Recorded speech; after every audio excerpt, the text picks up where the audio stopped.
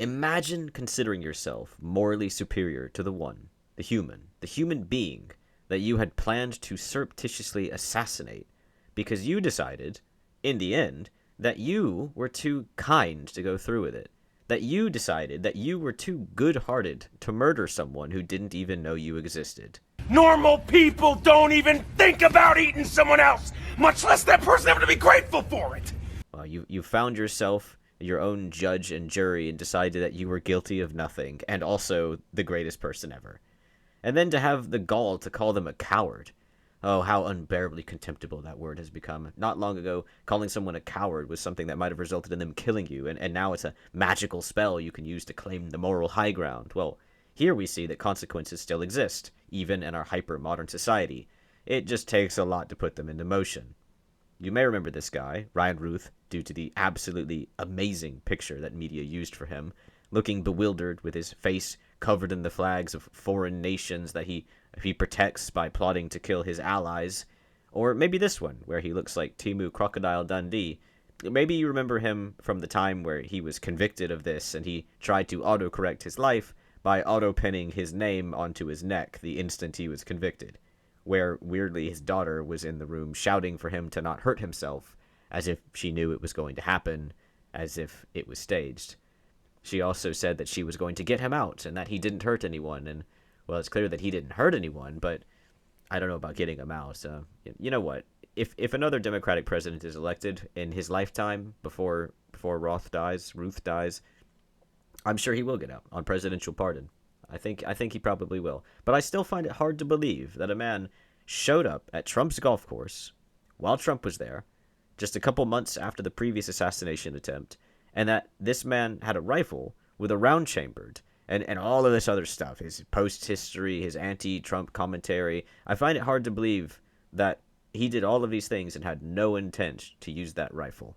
I think this Routh guy, he is the perfect example of toxic democracy, the democratic extreme that has become increasingly normal, dangerously so. Like, this guy thought he was going to do a good thing, that he was going to save the world by assassinating somebody before they had the chance to become president again. Because the first time they became president, the world kept spinning. But this time, things were definitely going to change. Trust me, I saw it on Reddit. So he gets his firearm and all this plan and stuff ready to go do this. He gets clapped instantly. They go to the courtroom, and he's pretty much instantly convicted. I think it was 2.5 hours they took to convict him. He had so many charges against him as well, like attempted assassination, of course, but assaulting a federal officer, possessing a firearm in furtherance of a violent crime, possessing a firearm as a felon, and possessing a firearm with an obliterated serial number. Why would you ever need a firearm with an obliterated serial number unless, you were planning on using it for, crimes and stuff? Also, love the usage of the word obliterated there. It says the first charge alone carries a potential life sentence. I mean, why even add the word potential in there? We need to get the word potential out of there. Why is an attempted assassination charge a potential life sentence? So during the trial, originally, they called 38 witnesses to testify about what they described as Routh's deadly serious plot, and Routh only called 3 witnesses, including a firearm expert and 2 longtime acquaintances who described him as kind and nonviolent. Yep, that definitely sounds like what a Democrat would do. Though Routh declined to testify himself, prosecutors often use his own words against him to build a case, so they go through his diary, his messages online, any search history, all that kind of stuff, to build a portfolio against him, and he basically just declined to say anything himself. All of this basically like aligns itself to him incontrovertibly being a would-be assassin, and his response is that it was just a peaceful protest. Does that not remind you of all of these people in Minneapolis and other places, L.A. burning Waymos and stuff? And they say, well, it's just peaceful protest. What's that? That's a burning car. I don't know what happened there. It's got all that graffiti on it that says F ICE and stuff. No idea. The fairies must have done that. But as for all of us Democrats, we're out here peacefully protesting. I mean, it's crazy. They harass ICE. They get caught. They start kicking and screaming, saying that you're not allowed to protest me. It's the exact same thing. look at this. I mean, to merely have a weapon in the presence of another is not an intent, said Routh, who represented himself in the case, and was apparently referring to himself in third person, which I don't know if this was an attempt to make himself seem crazy, which I suspect is also why his daughter shouted not to hurt yourself. Like, she randomly shouted not to hurt yourself to her father as he grabbed a pin and tried to stab himself in the neck. Sounds a bit sus to me, man. That sounds like a plan.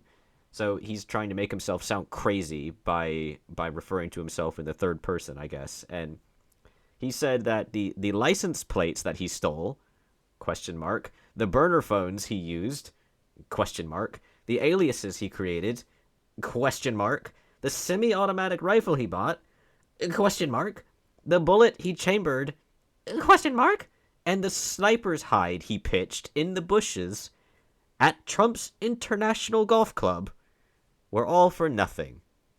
It was never going to happen, he said. It was not in the defendant's heart. Again, he's apparently talking about himself when he says it's not in the defendant's heart, because he's talking in third person.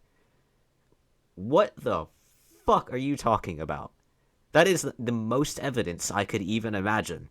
And he's outright saying that he did it in third person. But still, Routh urged jurors to find him not guilty of all charges. What a surprise! Arguing that he was incapable of pulling the trigger and therefore never intended to kill Trump. He was incapable. Oh my god. That's absolutely crazy. Like, don't we punish people, or at least aren't we supposed to punish people for trying to, like, trying to convince someone to, how do I say it on YouTube, to unalive themselves?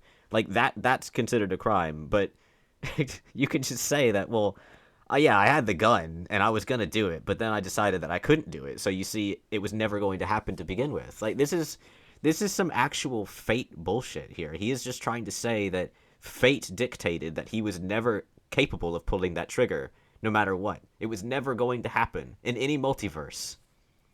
He compared his cross-country journey to West Palm Beach, as well as the reconnaissance he conducted and steps he took to cover his tracks, to a love-struck man who appears at the home of his best friend's wife but can't bring himself to knock on the door. But that's still weird outside of some skewed Hollywood romantic fiction, right? Like, you would still look at that guy and think, oh my god, he went over to his best friend's house while his best friend wasn't home because he was going to try and hit on his best friend's wife. Oh, but he couldn't do it in the end. Like, yeah, okay, but that's not a crime, though. Adultery isn't a crime. I mean, it's been gamified to a ridiculous extent, but it's not a crime.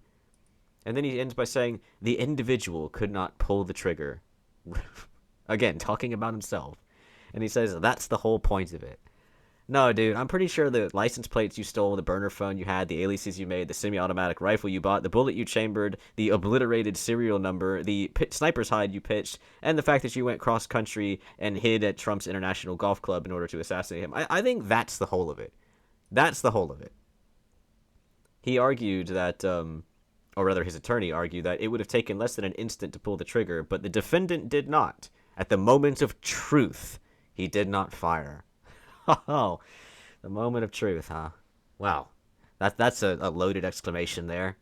Pun massively intended.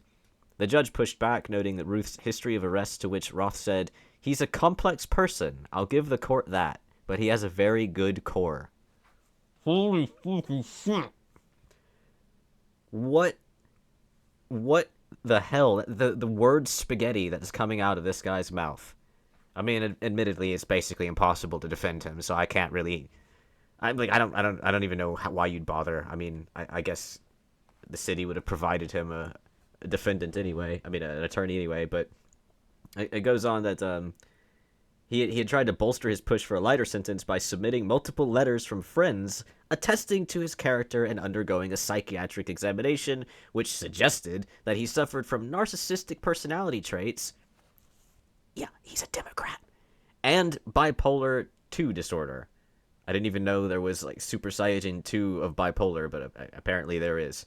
Now, the thing is, I do believe that he is bipolar or whatever else. I could believe that he has some sort of mental problem, but Does that mean that someone who is willing to buy a semi-auto rifle and go through all of these steps in order to assassinate the ex-president and president-elect of the country should be given a lesser sentence than life?